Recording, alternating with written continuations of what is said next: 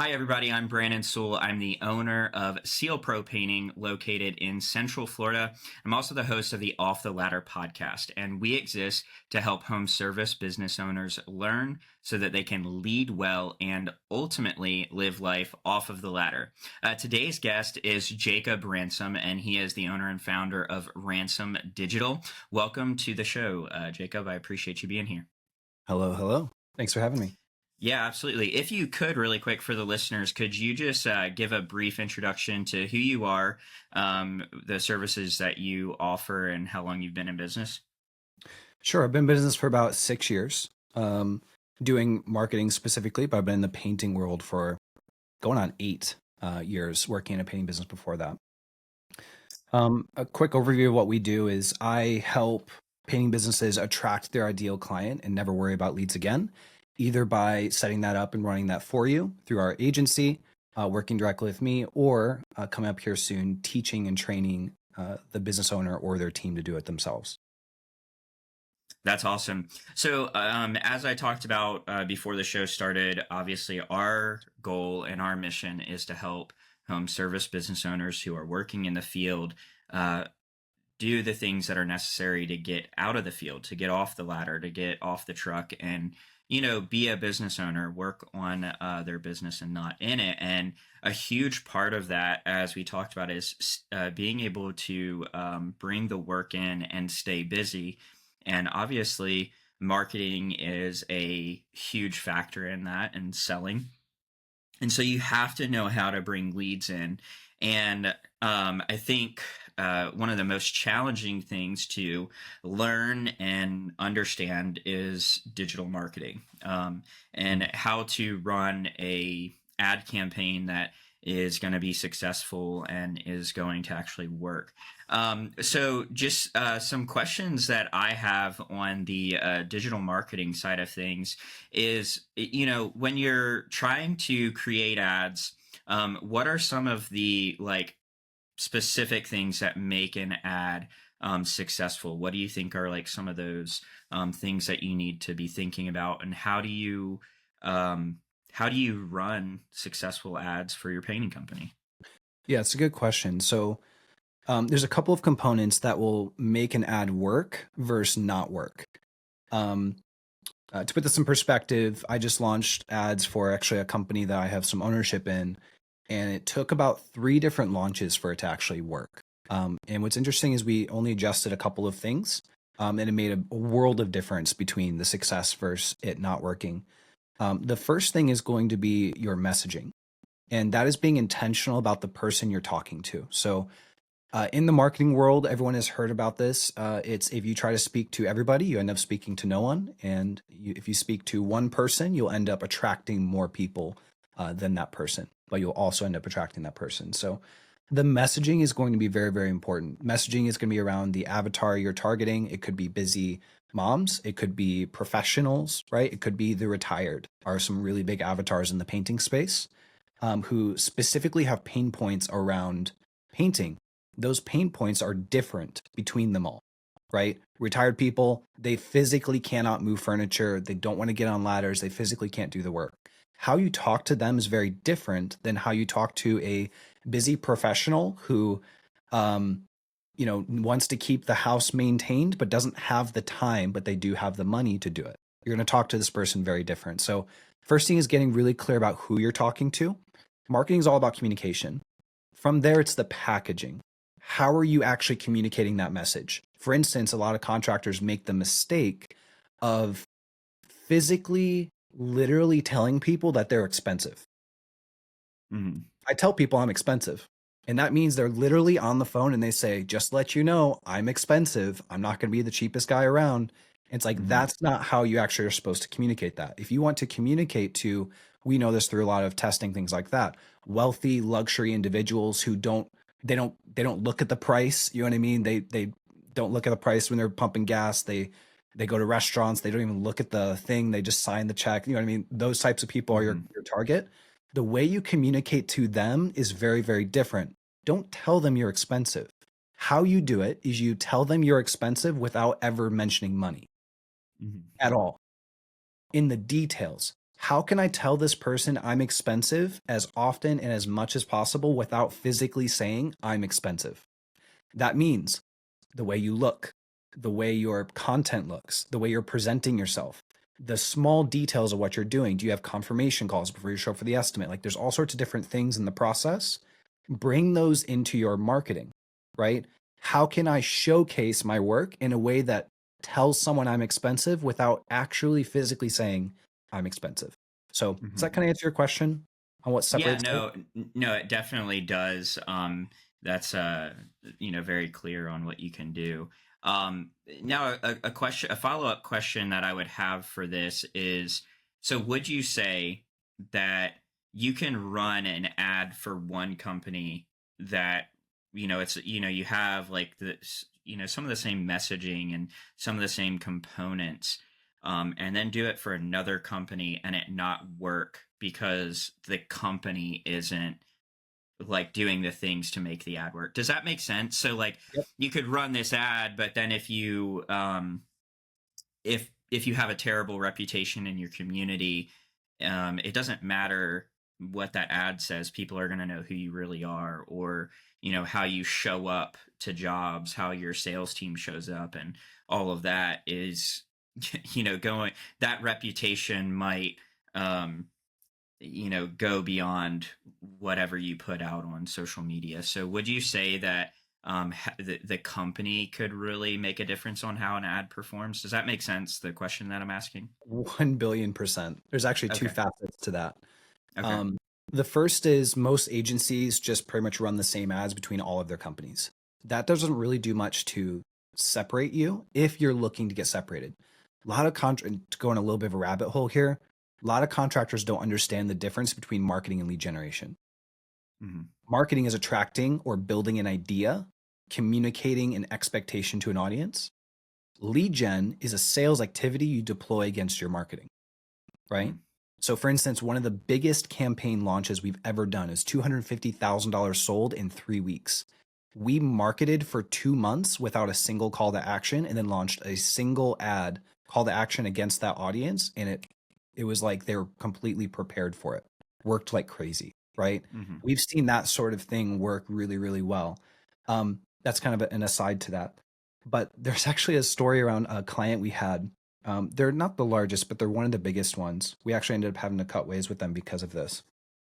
Um, their their reputation was so bad in the marketplace that they were the only client we've ever had that we had to police the comments on their ads because we would post an ad and they would get 10, 20 comments of people saying that they had sued the company. They paid a deposit and hadn't heard anything for 9 months. Like all, and this was a larger company, probably around $3 million ish. And it was just like crazy to me. It was absolutely mind boggling. I remember having a conversation with the owner and he just acted like he had no idea what we were talking about. You know what I Yeah. mean? His team had a lot of turnover, all this stuff. I was like, if that also told me if you can run your business like that and still do 3 million and get an award and things like that, none of us have any excuse. You know what I mean? Right. If you Right. can Yeah. just show up and do the job, you shouldn't have an excuse. But the big thing is they're focused on sales and marketing, which end up being the levers. That just kind of Yeah. proves that point. But yeah, it definitely does impact that stuff because comments are actually another part of your ad. They're another piece of content there. People will check out the comments. And so if all the comments are negative, Hmm. or you're hiding all the stuff and then they start commenting, I don't know why he's hiding all my stuff, stuff like that, or deleting my comments, things like that, it's just not Yeah. going to work out well. You have to have a good reputation. Yeah, that's really good. I think about this all the time as a small business owner. And it's something that I say a lot on the show is like, I don't want to grow at the expense of, X. And that could be like my Mhm. reputation or at the expense of my marriage or at the expense of spending time with my kids. And, so I think there's a trade-off. Like you could run ads and bring in a ton of business, but if you don't have a great reputation, if you're just not a well-rounded individual, it doesn't really matter how much you try to do to grow your business. You have to just. So I think of that like as a holistic approach. That leads me to another question: is obviously if somebody is going to implement something like this into their business, and there's going to be this influx of leads and generation of business, what are some tips that you would give to small business owners to be prepared for that influx of growth that could potentially come? Because I mean, that's a really like interesting thing to try and balance is um you know you bring in this growth, but now that growth can cause problems. Like, do you have the staff to handle the growth? Do you have the team? And I think that's important is like, if, in my opinion, I would say like you have to be ready to hire people. You have to learn how to manage teams because if you have all this growth, but you're not ready to handle it, that can be problematic. Yes, I'm writing down here my notes because I have three core points here. I'll make sure I don't forget any of them. Sure, sure. Three core points here. If you are, let's say, under 500K, you really want to grow your company and you're like, okay, I want to do this. I think I can do 1 to 1.5 in 12 months. It's really aggressive growth. I've seen Brad Ellison do it. I've seen all these other guys do it. That's what I want to do, right? This is for that person. Is that who we're talking about? Like what they should kind of gear up for? Yeah, yeah. So we're talking about like that person who's, they know they want to grow, but maybe they haven't experienced yet what that growth, like the problems that growth can bring on. Like they've never hired anybody, or Yeah. now it's like, oh my goodness, I have six estimates I have to do today, but I'm still in the field. So like, what advice would you give? Like, how do you make the decision on how to implement this? Do you start small and then scale it? Do you go all in? Like, just give some advice around that because I think that's something that people have to consider. Yeah, the first thing you need to make sure is in place is the correct approach and mindset.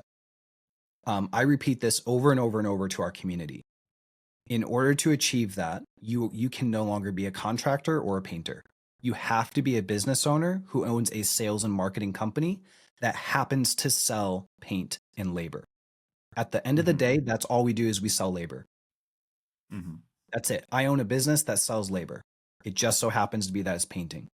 You Mm-hmm. have to approach it in that mindset first, because if you approach it as a contractor or a painter, you're always going to be thinking through the lens of product and through like production and things like that. And you're going to run into problems like team um, that you're not going to solve because you're not approaching it the right way. A business owner looks at solving problems through other people. A contractor will usually look at solving problems themselves, but with a helper.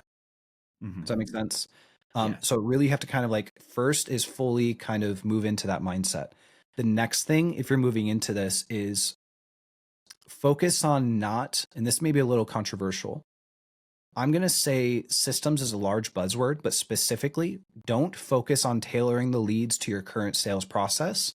Tailor your sales process to the leads. Mm-hmm.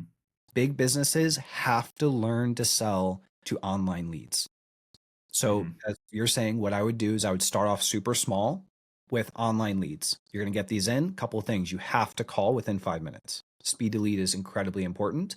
You have to call multiple times. Well, if they're serious, they would pick up. No, they won't. I know this because I called you and you don't right. pick up, right? Right. Like Right. that's not the way it works. Actually, people get upset if you don't follow up because they feel like you're just telling them you don't need their business. Their Right. mindset is if they needed my business, they'd continue to call, right? Mm-hmm. I one quick story with this is I just moved to Johnson City and I was going to set up a dentist appointment, and I did all of this research to find the best dentist I thought I wanted to go with. Um, and I filled out a form on their website and submitted it. And I was like, that's it. I'm done. I can just wait for them, all that stuff. A call never came in. If it did, they maybe only called once, didn't leave voicemail, nothing. I realized after 2 weeks, I'd never heard from them. I was like, obviously they suck. You know what I mean? I was like, they Right. don't want my business. They never called. All that. The experience is completely different than what Mm-hmm. more like normally people think. Is this kind of making sense so far? Yes, it does. Yeah. The next part is your sales. If you're just walking in and you're throwing a paper estimate on the kitchen table after 20 minutes, you're gonna have a really rough time. Mm-hmm. Social media leads, you have to build a relationship. Right. Carve out an hour to an hour and a half, rapport build in there. Rapport building needs to be 45 minutes minimum. Then you can do your estimate. You need to personalize things like that. You have to educate and build rapport beforehand, right? So the process is different. If you're looking at growing, make sure you look at your systems and say, is this set up for online leads? Don't approach it from the context of, I need to go get more leads that are incredibly easy to sell because I have no sales ability because I've only sold to referrals in the past. You're Mm-hmm. not going to grow, right? You're going to spend a bunch of money, dump a bunch of money into Facebook ads, hire an agency who's going to promise you all this stuff, all this kind of stuff, and you're going to get nothing out of it. And the agency could have done their job fine, right? They could have Mm-hmm. gotten leads, all that stuff. It's just you didn't have the system set up to handle them. And so now, number one, you're probably like, okay, all agencies suck. Not 100% true, but somewhat true. And number two, Facebook ads don't work for me. That's absolutely not true. Now you're going to lose out on possibly one of the best channels that's for painters right now because you weren't ready for it and you jumped in too quickly. Mm-hmm. Does that answer your question? Do you need me to go Yeah. deep? No, that's really good. I think you covered what I was asking. But it leads me to another question that I have is, obviously you might have people who listen to what you're saying and they're like, man, I'm on the fence. I'm gonna, try and do this myself because I don't know if I'm ready for that growth. I don't know if I'm ready to do this. And what I'd like you to kind of explain are what are some of the main mistakes that people who try to do this on their own make, and why is hiring a professional to do it a better option, even if it seems like a lot of money to invest? What would you say to the person who's on the fence on it?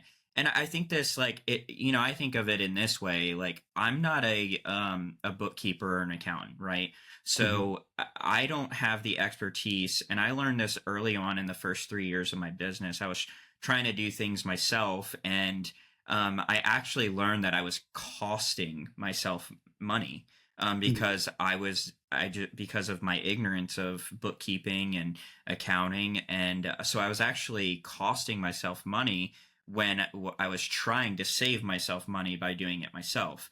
And so that really applies to a lot of different areas as an entrepreneur.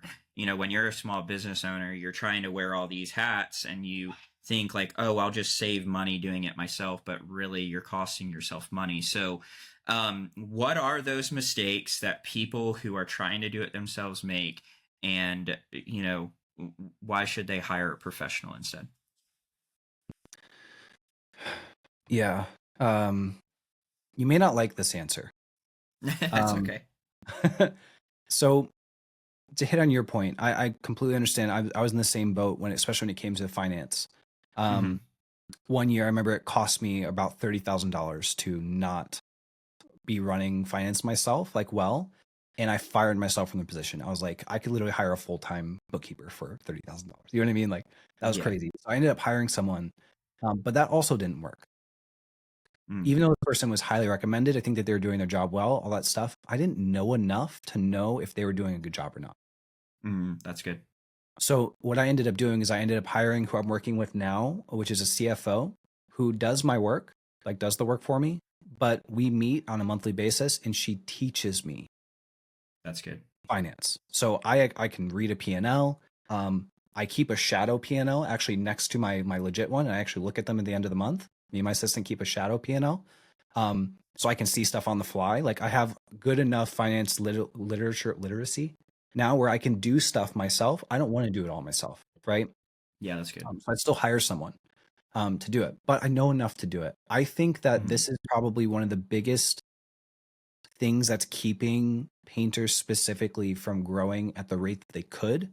I was talking to, I'm not gonna name him. I think you've actually had him on here before.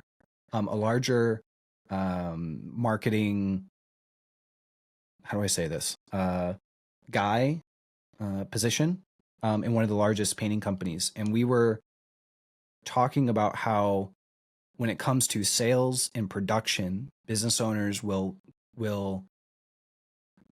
drag, walk through hell basically to learn more about Hmm. it, get better at it. But when it comes to marketing, they just want to shove it all off of the plate and just hand it to somebody and walk away. They don't want Right. to spend any time on it. They don't want to put any effort into understanding it. Nothing. And it is so important to everything, right? We've been spoiled because in painting, there's largely more demand than there is supply. Even though it feels like there's a lot of supply, there's still more demand than there is supply. That makes it very easy. That also means that we can get very spoiled and get very lazy with our understanding of it. You don't know that you need Hmm. to know under like marketing until you need leads. Then you realize, I wish I knew how to market, right? At that point. Right. So I actually think the best thing that a business owner can do is seek to understand and become a half decent marketer themselves. They should understand messaging. They should understand who their target market is, right? I should be able to ask you, um, who is your preferred ideal homeowner? You should be able to tell me a name, their demographics, their psychographics, why they hire you, what drove them to hire you. So I'll ask you like, um, why why does someone buy your painting? They just need painting. No, they don't. What drove them to the point of needing painting? No one just wakes up one day and says, I want to get my house painted. Something drove Hmm. them to that point, and they're like, I've never thought of that before. I'm like, we need to at least know a little bit about our customer, right? You should Hmm. know those things. You should know a little bit about communication. You should know the importance of um, posting on social media, how to present, right? You should be in on branding, things like that. Branding is not necessarily logos, it's how you present, right? Yeah. In those types of things. You should have a good grasp on those things and then have a good grasp in terms of the bottom of funnel metrics. You should know what your target, like what is your maximum possible cost per lead. For instance, in one of my painting companies, we grew $1 million in a year at a 4.8% cost of marketing, because our sales and our setting, like our lead to estimate and then our sales percentages were so high that we Hmm. could afford a $320 cost per lead and be at 10% marketing. Yeah, that's good. Our cost per lead was like $85. So Hmm. that meant that 300 some dollars down to 85 meant that we were at a sub 5%. We were less than half. Does that make sense? Hmm. Yeah, yeah. Significantly less. So like understanding those metrics so that you can then better support your team. Not like that includes holding them accountable, but not just hand it off to someone, say deliver on this and then they need stuff from you. Marketing is a full business thing, right? It Yeah. impacts setting, it impacts sales, it impacts production, it impacts everything else. Your product is marketing now. Because of that, you have to know at least a little bit about marketing in order to talk the language, understand the lingo. If a marketer says your CTR or something, you should have a rough idea of what that means, and what a good number for that should be for you. You're not going to obsess over it, but you at least have enough to know. That's a long-winded answer for that, but Yeah. I think it's a little different from what most people kind of believe on that. No, that's really good, and it actually reminded me. I listened to Dave Ramsey, Hmm. both on like the personal finance side of things, but I also listened to his podcast called Entree Leadership. And but anyway, one of the things that Dave Ramsey says all the time is you want to hire somebody who's a teacher, Yeah. right? So like if you're looking for a, CPA or an accountant or a realtor or whatever, you want to hire somebody who is going to be a teacher, so that you understand why you're making the decisions that you are. It's not just blindly trusting somebody. So I really respect that. But also, I'm actually in the process of transitioning to like a fractional CFO. Hmm. So I'm in the process of that right now. And this guy is going to do what it sounds like your person does. And it's, sitting down and actually like going over the P&L and the balance sheet and, making strategic decisions and, things like that so that I can actually really fully understand the depth of the numbers and how that should influence my decision making. So I really like what you said there. Now, the other thing that I wanted to say is I think that it's important for um, home service business owners in general, to have a diverse approach to their marketing, right? So like not putting all your eggs in one basket, not saying like, oh, the only thing that I'm going to do for my business is, Facebook ads, but you know, and I had to learn that the hard way in 2022. I had all of my investment into like one way of getting leads, but I didn't have a diverse approach. Like I wasn't doing a lot of in-person networking and going in my community and meeting with people. I wasn't doing some of those like foundational things as a business. So I relied so heavily on one form, and then that actually ended up going south. Like it was really good for a season. Um, and just so everybody who's listening can know what it is, I was paying for leads, so I was using a pay per lead service. Mm-hmm. And that company like restructured their entire, um, you know, I don't know what you would call it, like, their process of like selling the leads. And so now it wasn't just pay per lead, like set a budget and then you get X amount of leads from that. They now had like a pay to play thing. It was like how they would have you go in and select like how much are you willing to pay for this lead. So then that's how they determine who got like the best leads, or like the people who were willing to pay more for the leads. Does that make sense? Yep. And so I was like, they had they had like options and you could choose like I'm willing to pay, $75, $100, 150, 275, 350, 400, $500 for these biggest, leads with like the biggest jobs. And I was Mm-hmm. like, I am not, and maybe I'm wrong for thinking this way, but I was like, there's no way I'm paying like, 300, 400, $500 for that lead. I just like I'll figure out how to go get them myself, or yeah. Yep. So, but not only that, um, that just went like Mm-hmm. downhill fast for me, and then I was like, oh my goodness, I'm like, my numbers went from, basically got cut in 75% like within a matter of like a month or two, and then I'm like scrambling trying to figure out, okay, how do I figure out how to get leads a different way. So Yep.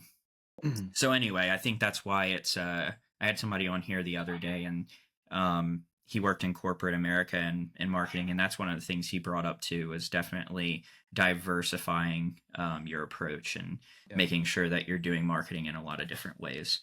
Um, so now let's dive into this. If somebody wants to try to take on doing their own digital marketing, um, you know, what would be some of the like key things that you would recommend them doing to just get started? Like I know I've done some myself, and I'm not going to try to say like I'm uh, at the Mm-hmm. same level you are, but I think one of the things that you mentioned before is like you had to run multiple ads to find out what's working. So like doing A/B testing on your ads. Like so in the past, what I've done is like come up with two or three different ads, have a budget, run all of them for like let's say a week, and see how they're performing. And then if one's like really showing that it's outperforming, I'll take money out of the lower performing one and allocate it to a better performing one, and run two and see how those do, and just kind of narrow it down to what's working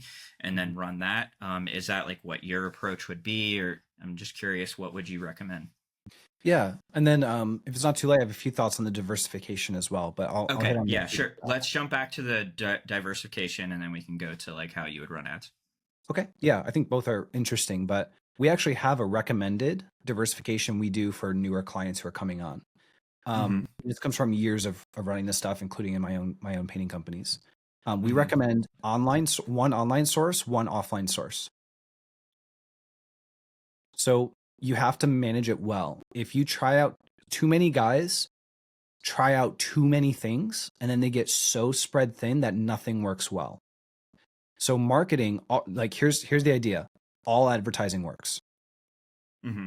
We believe fully all advertising works. It purely just comes down to how well you do it.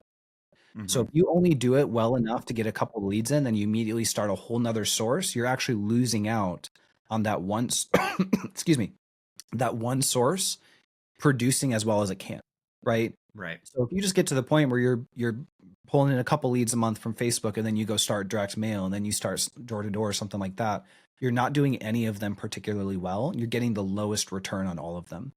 We recommend instead like putting effort into one to get it to a certain point, what we consider like level 2 or level 3, and then going to another channel and getting that to level 2 or level 3, right? In order to Mm-hmm. take it beyond that, you really have to have a person who's in charge of it. But to get to true like mastery, like getting a vendor and that something like that, that's actually when we recommend to get a vendor.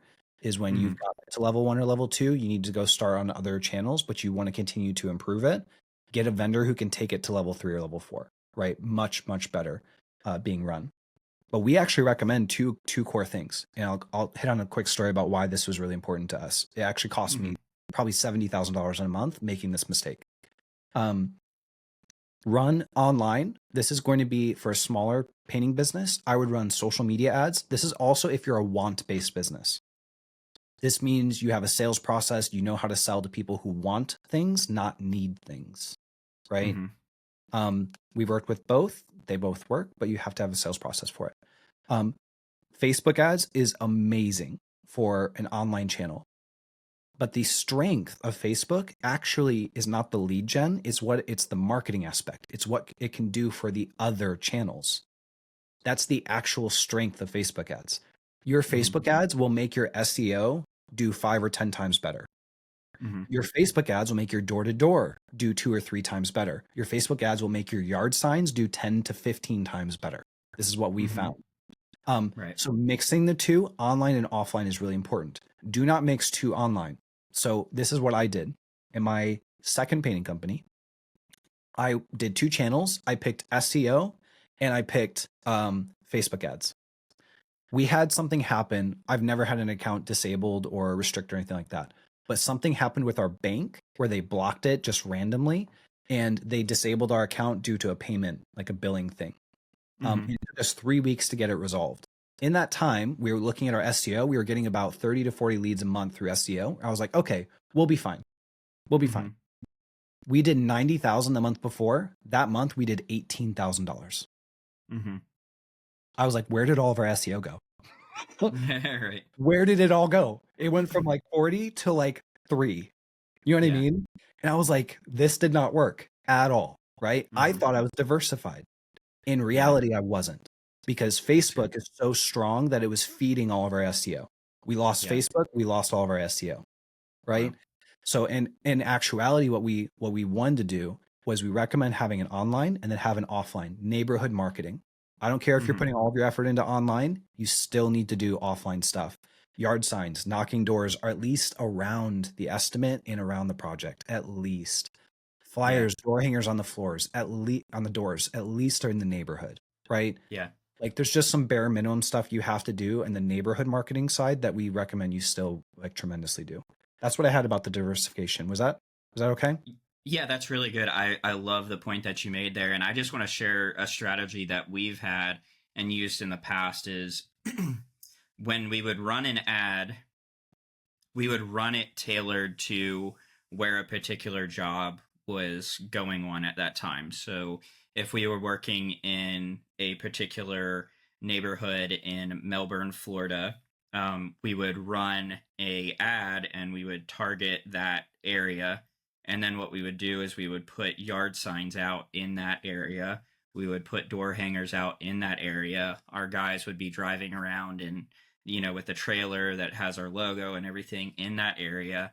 And so it was kind of like concentrating all of our efforts into that one location while we were working there because we were like, okay, well, we can hit this for the next, like let's say week or two while we're there working. And it's, the presence of like our guys in shirts are going to be, eating at different places or in different stores or, and so now we're kind of like trying to be seen as much as we could while we were there. So Mhm. I don't know if that's kind of what you're saying along the lines of like making sure you're doing the neighborhood marketing, but that was our Yeah. approach was trying Yeah. to like really concentrated efforts in that one area. Jumping back into the conversation, so we talked about the diversification, and I love a lot of the points that you made there because it's stuff that I wouldn't have even thought about, but it makes a really good point on how to approach that. um, the other thing that I think we were going to talk about, um, so it was A/B diversification, testing. and then yeah. Yeah, yeah, So yeah, share some feedback on that. Cool. So A/B testing is something that's necessary for scaling campaigns. When you're just trying to get a couple of leads in, like let's say less than, if you're just trying to get maybe up to like 10 leads a week in or something like that, leads, let's say you're going to set about half of them, it's about 5 appointments or so. Um, then you really don't have to worry too much about it. You can pretty much just let it run because your spend is so little.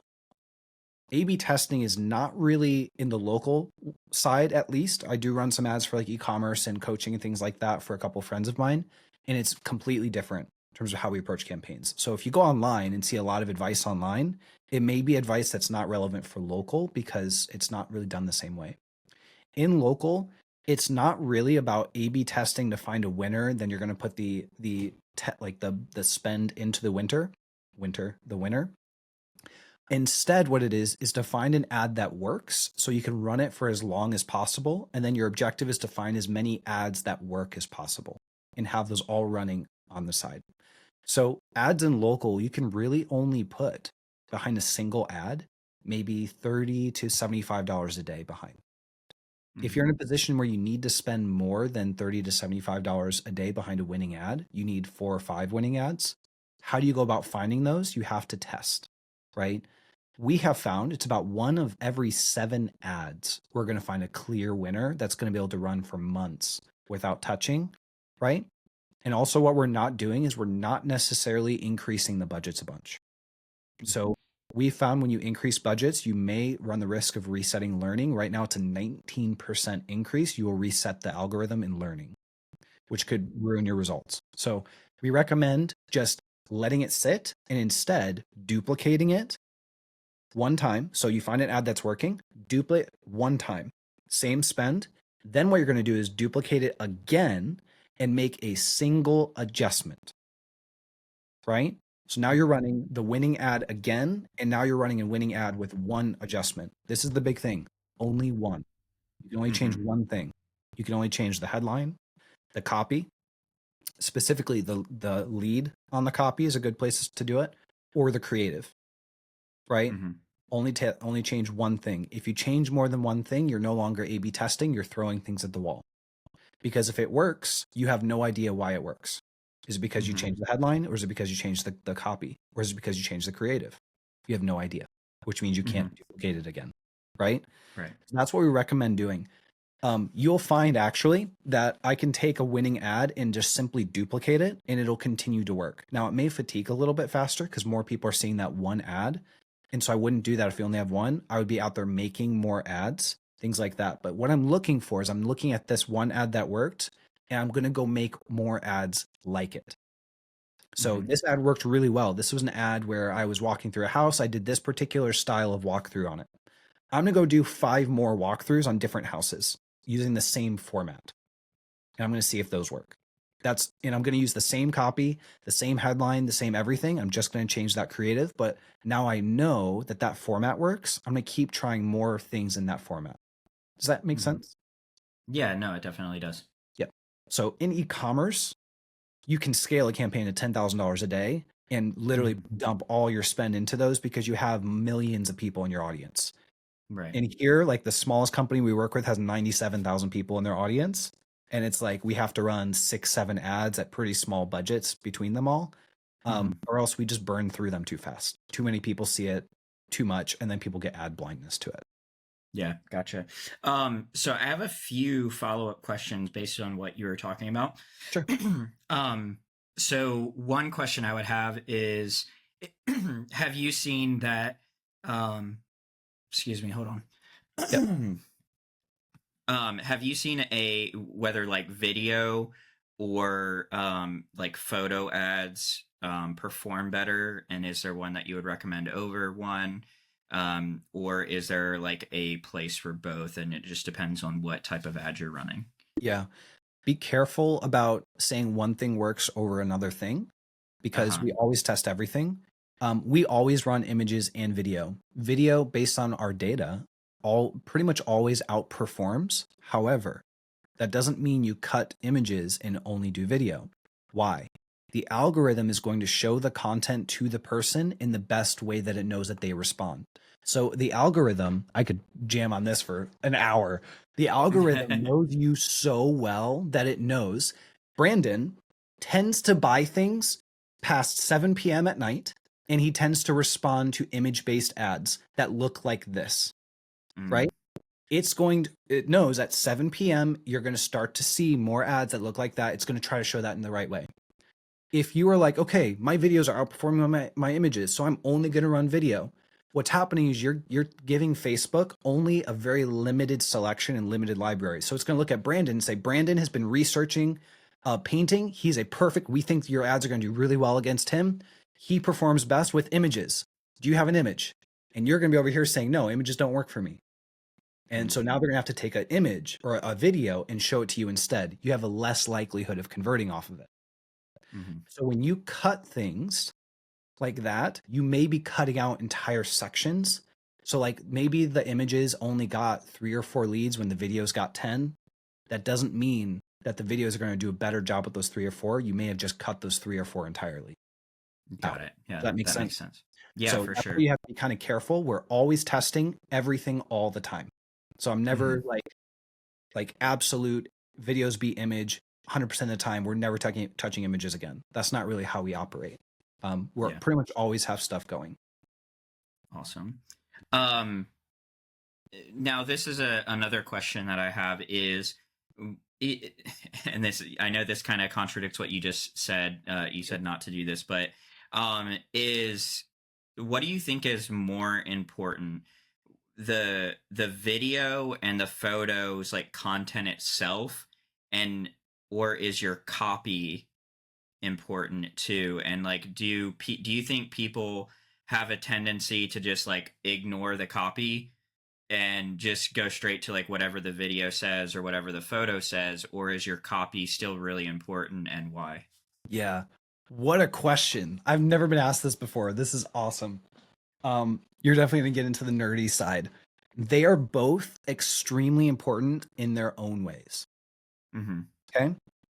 You are marketing not just for a person, you're also marketing for an algorithm. And what's happening is when you launch an ad, especially if it's a smaller budget, by the way, smaller budgets in the Facebook world is like anything under $1,000 a day. Okay. Mm-hmm. Like that's just how Facebook works. You know what I mean? Sure, sure. Uh, so when you're working on small budgets, like most local businesses will be, um, there's so much stuff that happens that the algorithm does. So the algorithm looks at your ad and it tries to gather who you're targeting based on your copy and your creative. Mm-hmm. I can't find the video anywhere, but there's a video online over 10 years ago of Mm-hmm. Zuckerberg showcasing their new content AI thing. This was over 10 Mm-hmm. years ago, where they had a Right. video playing and it showed different things in like a 4 or 5 second rotation.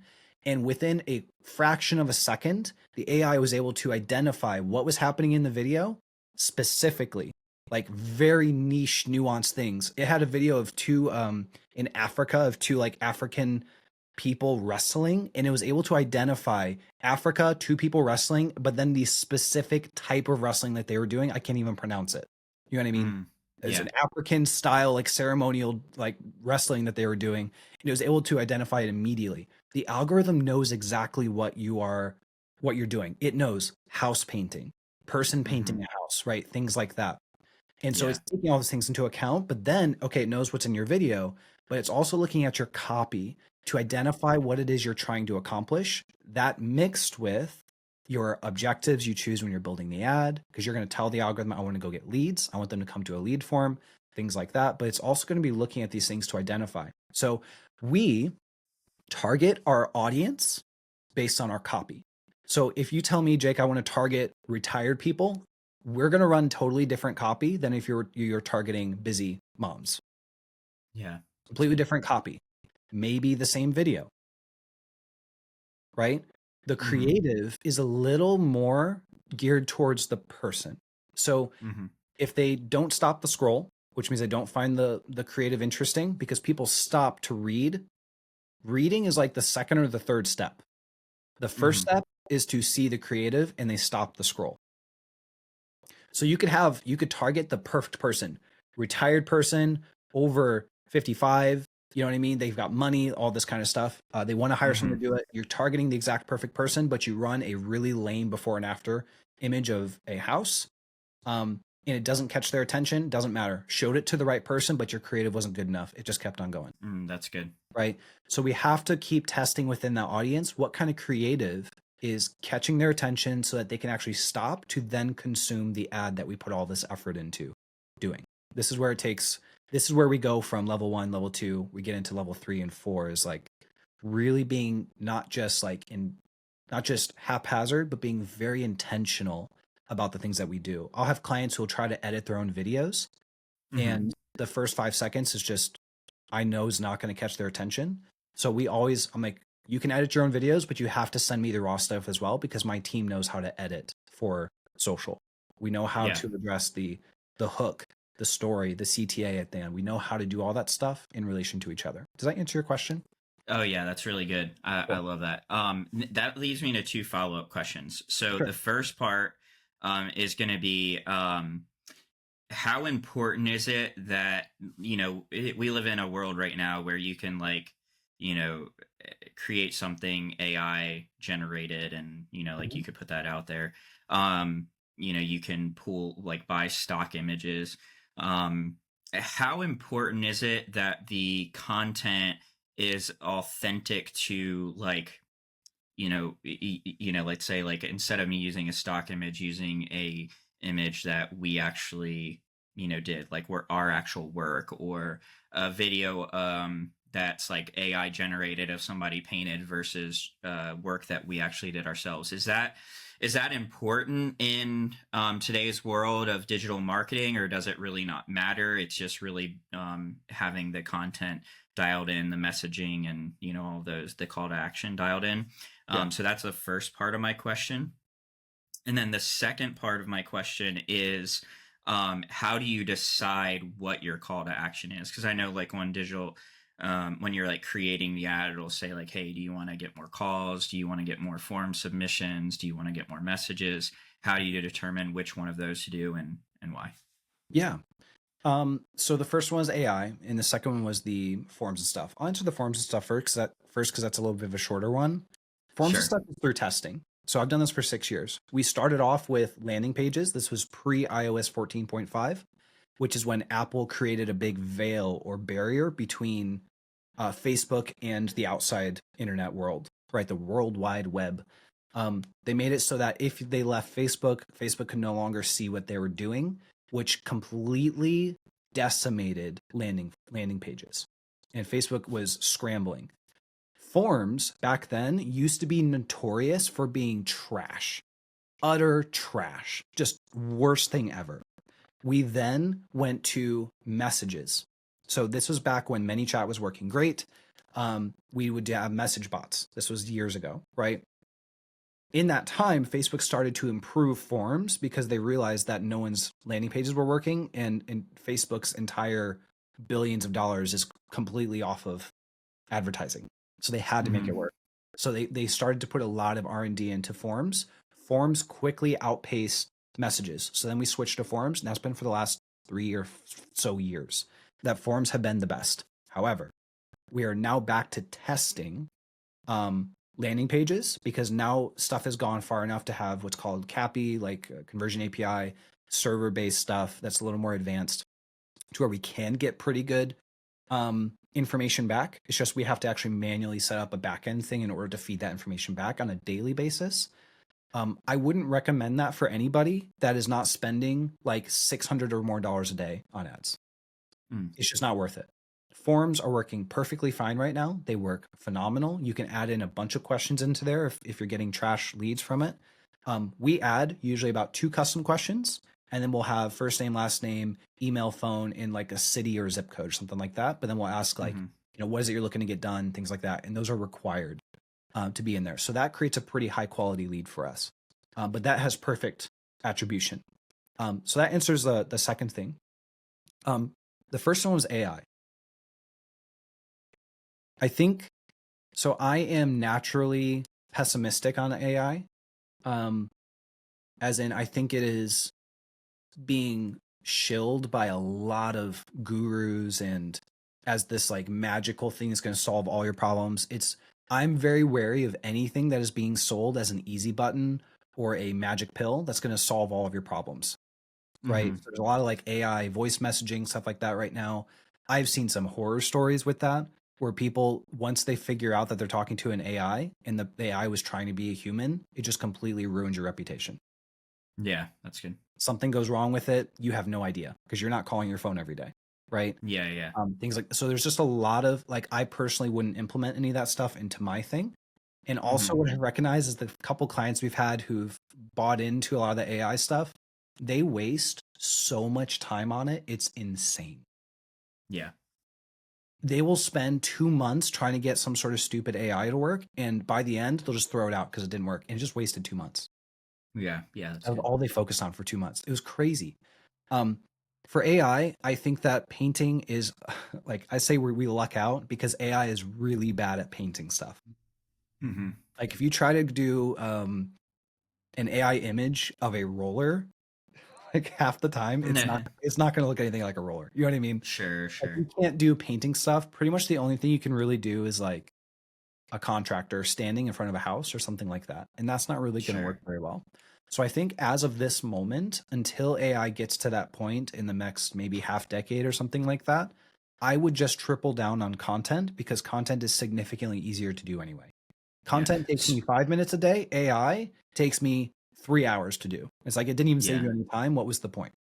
Yeah. You know what I So mean? I one of the ways that I've felt about it for a long time is I think people um like for me AI and stock images or stock videos are like obvious, right? So as soon Very as I see it, I'm like that's stock, that's not authentic. And so I actually um I associate those three things, AI, stock images, or stock videos, with being unauthentic. yep. It's like, why could you not produce your own content based on something that you did yourself? So I was just curious, like if you guys, would encourage someone to use stock or AI produced stuff or to generate their own. So that Yeah. answers that question. I think Um, Go ahead. authenticity this year is actually the name of the game. We just spoke to all of our clients earlier in like a State of the Union address, and we Hmm. basically were like, authenticity is the name of the game this year, 100%. Yeah. You have to show your face. You have to show your team's face. All of your photos on your website need to be your own photos. Um, we know the target audience, and they are researching. They're looking at stuff. They're looking at your social medias. If they see your ads and then they click on your profile and they go on there and the last time you posted was 12 months ago and it was like a crappy Canva graphic that you hired some person to do for 200 bucks a month, is not your it's not speaking to that audience. That audience is looking at your photos. There's so much, like there's such a big gap here that if your photos are just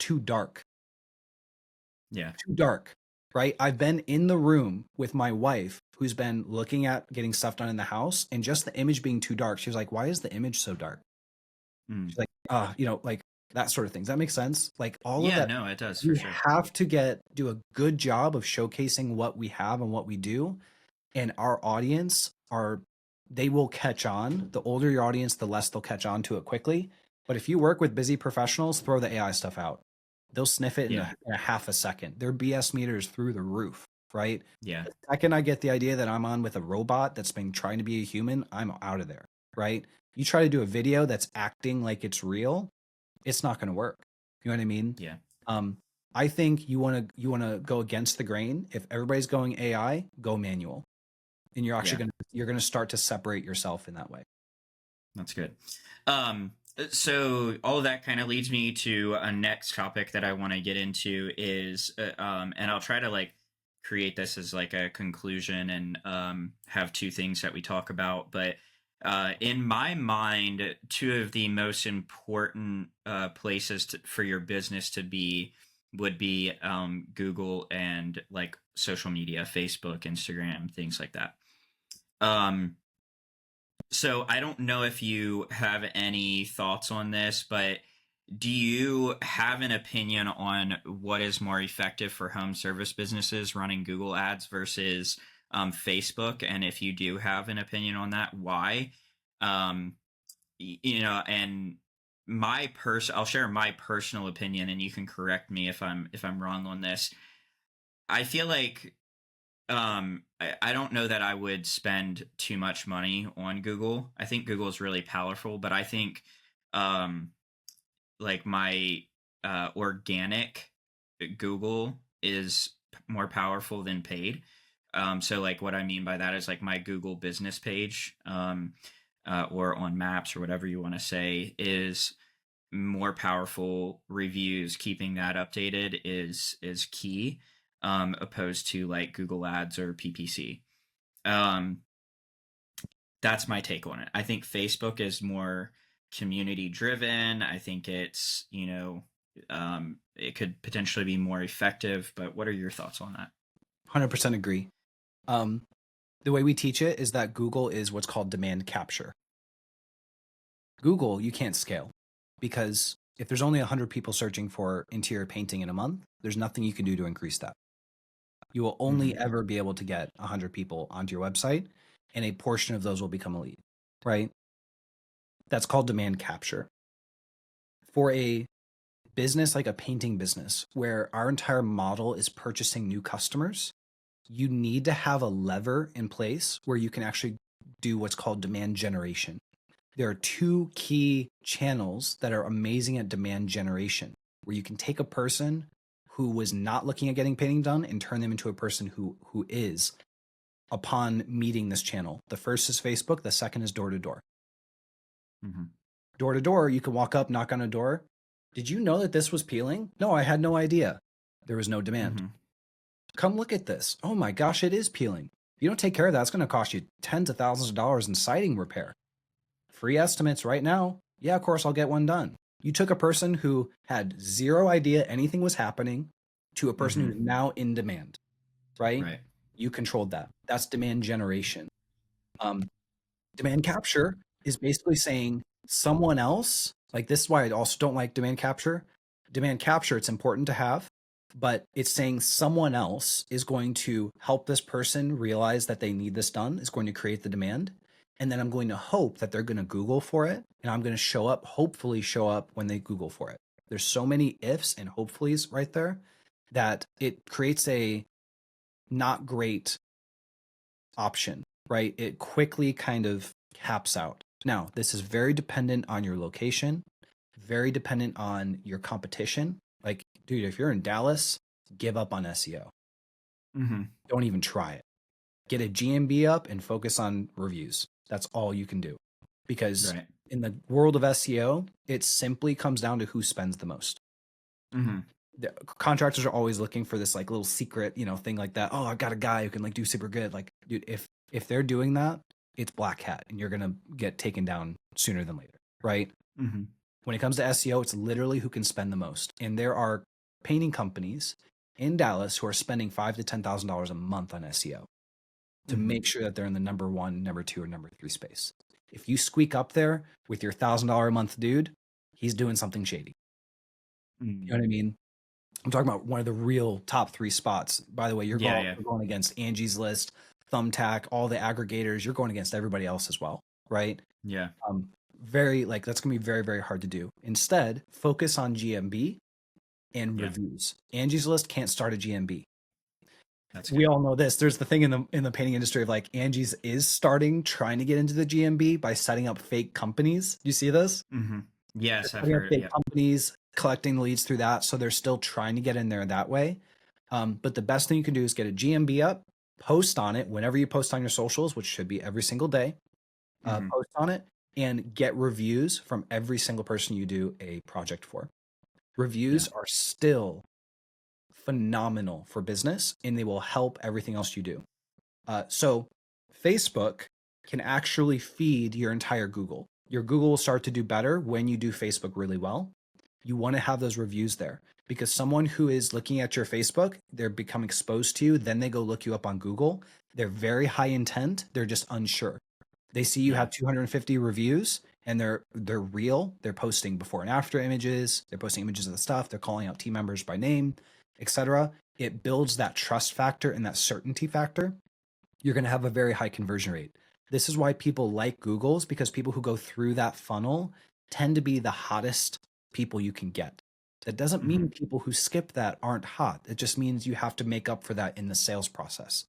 That's why in Right. our sales process, we bring reviews in a Hmm. binder and we leave it Yeah. with them. Like, you know what I'm talking about? We just make up for that at that point. Did that answer that Yeah. question? Yeah, yeah, that was really good. Cool. I appreciate the perspective there on that.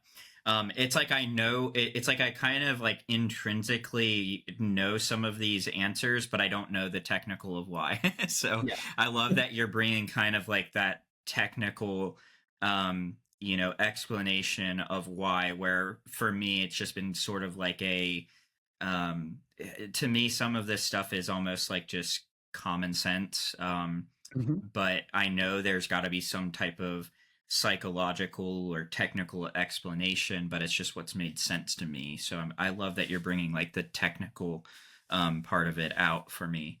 Um, so the last thing that I want to talk about is budget, expectations, contracts. And I'll just openly say, like I've looked at using digital marketing companies in the past. I had this one that I was talking to for a little while. They were trying to sell me. And one thing that I didn't like is that they didn't have like a niche, right? So they kind of just like were very broad. They would do digital marketing for like any business. Um, and I didn't really like that because I felt like, well, you don't really understand my industry. So that was one like turn off for me. The other thing I didn't like was there wasn't really a teacher attitude. There was more of like an attitude of you don't know what you're doing, so let me do it for you. Like Yeah. you don't know what you're talking about. I remember sitting down in a conference room and I was talking to one of their representatives, and he was like, well, you don't know and you don't understand. That's why you need to hire us. And I was like, what do you know about the painting industry? What do you know about my clients? What do you know? And I literally like got up and left because I was so offended. And then the other thing is, I didn't know how to feel about being locked into a contract. So, like they would have like a 6 month minimum contract, and like I understand it to an extent, but I've heard so many bad experiences from like people who get locked into like let's say a 6 month or a year contract with a digital marketer, and then it's not performing, and then they're like dishing out all of this money and not getting anything in return. So that's obviously like I'm like Yeah. I don't know what to do. So I want to get your feedback on one, what should somebody expect to pay, and is there like a difference in like, hey, if you spend this much, expect these results versus this much, this result. So if you could break that down, and then secondly, could you share on like how if you require a contract, why, and what the expectations should be as far as like time and commitment. Absolutely. So, how are we on time? We're good. Yeah, Okay. yeah. I'm fine. Yeah, because I've definitely have a few thoughts on this that I think are very very interesting. First thing I want to do is help people understand why the agencies do what they do, right? Um, why there's contracts in place, what some of the red flags should be. But the first thing is like how the approach should be to hire an agency. The worst thing you can do as a contractor is trying to grow their business is jump from agency to agency, and I see Mm, them all over the place. right. All over the place, right? They'll go from agency to agency to agency to agency, usually in 4 or 6 month increments, or if the agency's locked them into a year long, it'll be in a year long increment, right? Mm-hmm. Um, and the problem with that is that I believe when it comes to leadership in your position, there's a few positions that are going to be high turnover positions, but then there are other positions that you should not have high turnover in, and you should really take the time to make sure you actually get that. For instance, by the way, this is a pro tip for anybody. I learned this year. Do not get a new bookkeeper every year. You will get audited by the IRS. I didn't get audited, but a friend of mine did. purely because they had a different bookkeeper every year. That was Oh the wow. only reason. Take the time to really interview and understand the person before you make that hire in a couple of key positions, any of your overhead positions, your bookkeeper, your CFO, fractional CFO, whatever you're going to do there, your project management, your office person, HR representatives, anything like that. You should have very little turnover. It should be off cases and why turnover happened. Something happened, right? Mm-hmm. Fraud. It should be something large that happened that made that turnover happen. If you're having a lot of turnover, even in 2 years, in those positions, there's something wrong. Your business will suffer for it. Mm-hmm. Sales is high turnover. Don't try to keep your salesperson forever. If they're not working in 4 weeks, cut them, right? Mm-hmm. Appointment setters is a sales position. We cut those within 3 days. Mm. If they can't memorize the script and have basic rapport building skills in 3 days, they're gone, right? Mm-hmm. Sales guys, they have to like get through the training stuff, things like that in 2 weeks, or else they're gone, and then they have to bring in some stuff within 4 weeks, or else they're gone. Those are high turnover positions. Don't lump those in together.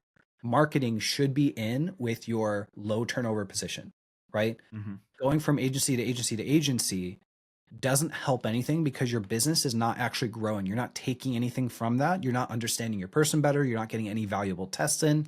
You're not getting anything from it. You don't really know Mm-hmm. what's working or not working, right? You're Right. just lead gen. Basically, it's like a casino.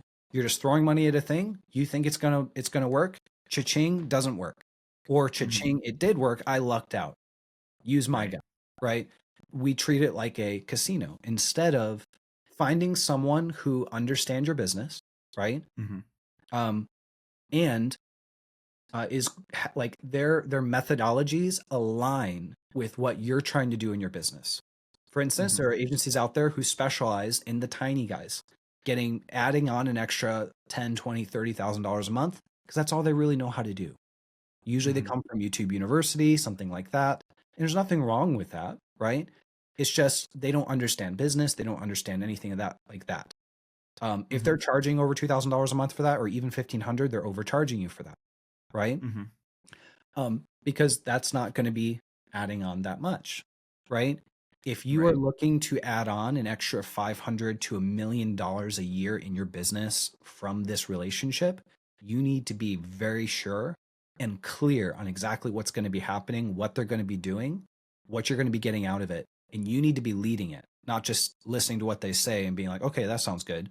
You need to be Mm-hmm. kind of leading it. Like, I'm looking to attract my ideal audience, but also if you're trying to add on $1 million, you're not going to get only busy moms. You're not going to get a million Mm-hmm. dollars worth of busy moms. You're going to get a lot of other people too, right?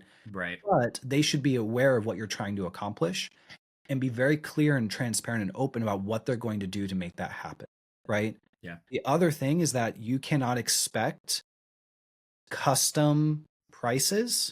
This goes how contractors work too, for McDonald's work and vice Mm-hmm. versa, right? You can't have easy button, quick push, very simple ad, takes nothing from me.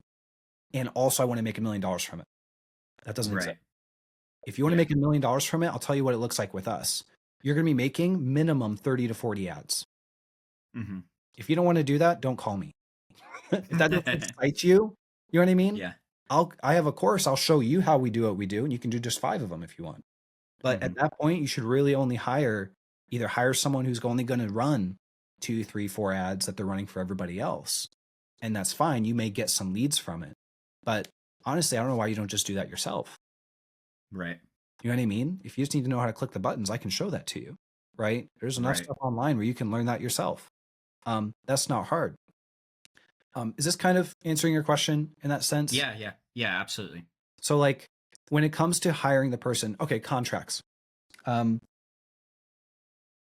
you have to look at it also from the agency's perspective. I have a unique perspective on this because I have been the contractor before I was the agency. I've hired Mm-hmm. agencies before I started one, right? Right. Um, and it's always scary to sign it. You don't understand why, all that kind of stuff.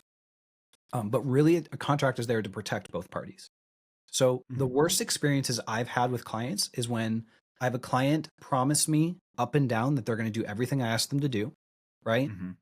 And then they do nothing for 2 months and then they jump. Mm. And now I have a bad reputation, right? They didn't Yeah. show up for any meetings. They didn't give me a single thing I asked for. Like they were a terrible partner. And because there's no contract in place or anything like that, in terms of like saying, you're going to give me this, I'm going to give you this, right? Hmm. It's just, they just had a bad experience. Does that make sense? Yeah. And now Yeah. that's out there. How do I protect against that? I can protect against that by being upfront with you and saying, look, this is a 6 month trial. You Hmm. have to be in this for 6 months with me, or else I'm not willing to bring you on. Right. Right? Like, now here's the thing about our contracts. We have a 6 month contract, but our contract, unlike other agencies, we don't have a break clause. And we also have a clause in there that says, if you want to leave and I agree, we can break at any point. Mm. That's I good. just need to know that you want this to work as bad as I do. Right. I cannot want to grow your business more than you do. Yeah, that's good. Does that make sense? That's just Yeah. not Yeah. going to work for Absolutely. me.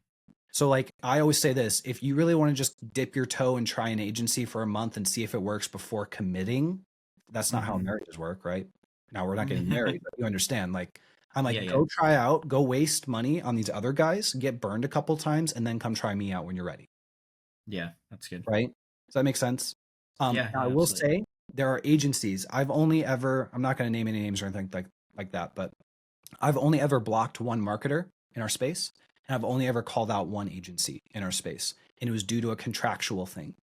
There is a company who hit me up because their Facebook ads weren't performing. They had spent $1,200 that month and gotten 2 leads. Hmm. And that had been what it was like for the last 3 months. They were blowing cash on this. They had signed a contract. It was a year-long contract. They had signed a contract for a different service like SEO or something like that, and they had just simply added on Facebook Hmm. for a cost. So they were going to drop them for Facebook and come to us for Facebook because we were able to show them how we're going to be able to do a better job, all that kind of stuff. And they could see why that was going to work because they weren't being asked to make content. They were just running a couple of random ads and they really wanted to do the content stuff with us. The agency told them that if they left, they were going to raise the price of their SEO contract to the same price it was with the Facebook. So if Facebook was extra 600 and it was 2,000 for SEO, they're paying 26. They're like, we're just going to raise your price to 2,600. And we also have to renew our contract for another 12 months. They're going to force them to do this. I was like, that's some of the worst practices I've ever seen before. Does that Hmm. make sense? Like Yeah. they Yeah. completely screwed this guy over and he had no idea. So in the Wow. same breath of saying this is why agencies do this, you got to be really careful because Hmm. like I wouldn't sign a 12-month personally. I wouldn't sign a Right. 12-month and I also wouldn't sign something that was going to charge me to get out of it if things weren't delivered, but also you need to have deliveries based on what they should be delivering as well. Hmm. Does that make sense? Yeah. Like, Yeah. Absolutely. and then you have to actually make sure you meet your end of the bargain. Too many Yeah. times, like half the time it's the agency's fault, but the other half of the time it's because the person was just a terrible partner and Yeah. they sabotaged the agency the whole way. And that's Yeah. not a great relationship for either. Do you have any No, I questions like. about that? That makes sense? No, no, I really like that approach. I mean, the way that I think about it is if I was like in your position as an agency owner, if I genuinely knew that what I was doing my best, the customer was doing the best that they could, and it wasn't producing results, I wouldn't want to keep that customer because I wouldn't want to screw somebody over, Yep. right? I don't care how much money it would make me. I would have to go to sleep at night knowing like I'm doing everything that I can. This Mhm. customer is doing everything that they can. They're doing everything I'm asking them to, and it's not working and it's bleeding cash for Yep. them. I personally am not going to be able to put my head on my pillow at night knowing I'm screwing that person over. Yep. So I would be like, hey, I don't care what the contract says. You're good. You're off. Like, or if you want to do this month to month, let's do that until we figure out what's working. Or, I just, that's me as a person. So I would just, it's not necessarily that I have a problem with a contract. I just want to know that the person that I'm working with has my best interest in mind. Yeah. That if they genuinely know, like, hey, this is really going to screw this person over, just let them go, like, Can I but tell if you what you we do? yeah, yeah, sure, let's hear it. Yeah. So this has actually happened multiple times. And this is how I do things. By the way, I sleep phenomenally at night, right? Sure. Because of this. Um, we really take care of our people. This is what it looks like to be taken care of by an agency. At least this is what we do. This is my own opinion. I think we take care of people better than anybody else. So within 2 months, if you start with me within 2 months, if I agree that the results are not what I thought that they were going to be, right? Because we create expectations around there, and I agree that they have done everything that they can, the first thing we do is we take our meeting from a monthly meeting down to a weekly meeting Mm, until that the thing is rectified. So now we're meeting on yeah. a much more often basis, right? Sometimes multiple Yeah. times a week, kind of thing. We increase our communication cadence tremendously. If they're doing that and they're still doing the things that we're doing to test, because that's how we Hmm. crack hard markets, is we just overwhelm it with activity. We test Yeah. way more ads. We don't have to spend way more money, but we test way more ads. We just throw a bunch of activity at it, and that's how we crack really hard markets. And we've cracked the hardest markets in the U.S., like Denver, L.A., New York, things like that. Hmm. Very, very tough markets to crack. Excuse me, to crack. If it's still not working, and I agree, I'm just like, dude, we're just struggling. I don't care if we're mid contract. I stop charging and I work for free until we get back on track. Mm, that's good. They can leave at any time that they want, right? Because Hmm. usually I'll like if I'll work for free for 2 or 3 months, their 6 month is over, they can just choose not to come back on, but I don't charge them. Mm, I work for free until we do that because that's how confident I am that sometimes it's just a matter of time that we're going to be till it cracks, right? yeah, that's good. And so we'll start trying all sorts of different things. But that's what marketing is that trial and error, but educated, knowing what's worked in the past, things like that, making sure that that happens. And then meeting with them saying, look, we've got everything back on track. You happy? I'm super happy. This was amazing, right? Awesome. We're going to start our Hmm. payments back up and we'll keep going, right? We Yeah, just do that's month good. to month after our 6 month. We don't re-sign for six. We just do month to month thereafter. That's good. Well, yeah, I definitely can respect and appreciate that approach. That's really good. Um, Yeah, I'm going to start to bring this to a close, but Sure. I really appreciate all the value that you've brought, and I think there's really a lot of incredible takeaways for the audience. So just really appreciate your time and all the value that you've brought. I was going to say in the beginning of this, you mentioned you're in Johnson City. I actually have some family in the Piney Flats area and Johnson City. Okay. We were looking for Um, land out there. Yeah.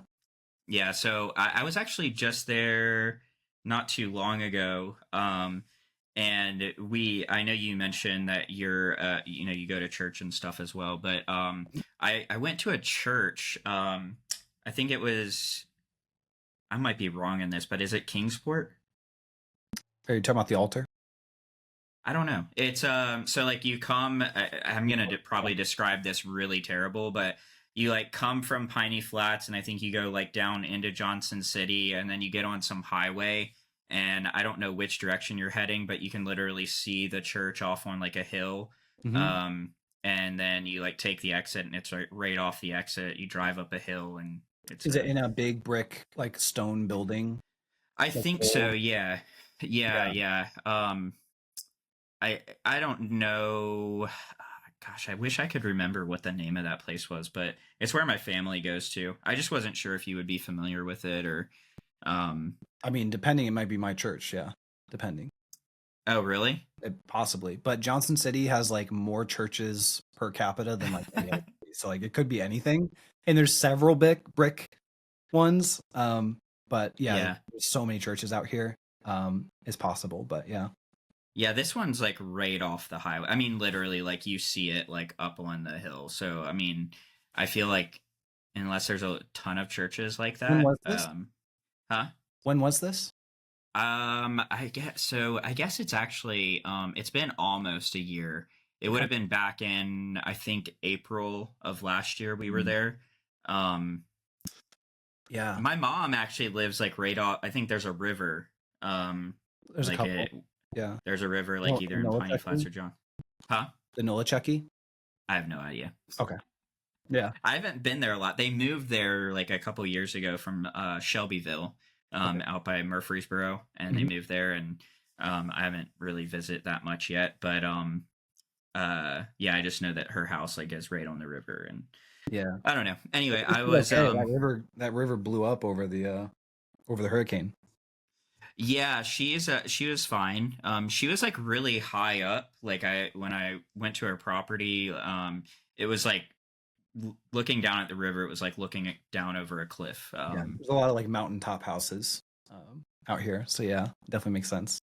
Yeah, Um, yeah. Cool. I'll find out what that church is, and I'll message it to you. And you know, who knows? Maybe it's your church. That would be crazy because we went there. Our old building was is it, if you walk in the building, is it just like a big steepled building and you walk in, there's just two rows of pews?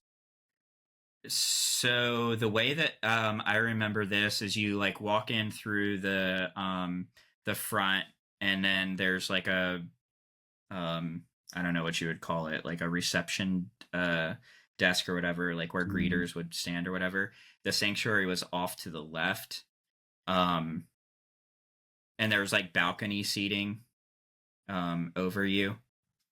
Okay, it's not ours. So it's Okay, I think I know which one it is though, but I think it's the okay, one one of my best friends goes to.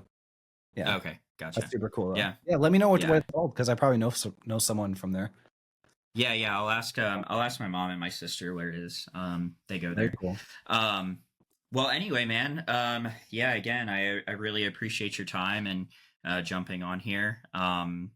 After this, we'll have to have a little bit more conversation about your services and stuff. But anyway, I'm going to bring this to a close. So thank you so much to my listeners. If you're watching this on YouTube, please like this video, comment, share your feedback. Please share it with somebody so they can learn from all this incredible information that Jacob shared today. You can also subscribe to the channel and turn on the notifications so you don't miss the next episode. Also, if you're watching this on any major podcast platform, Apple or Spotify, please rate and review the show. That'll really help us to reach more people. And as always, check the show notes. I have some resources down there for you if you're a home service business owner. Those resources will help you to run your business better and implement some systems and processes so that you can get off the ladder. And as always, thank you so much for watching this episode, and I'll see you next time on the next episode of the Off the Ladder podcast. Thanks, Brandon.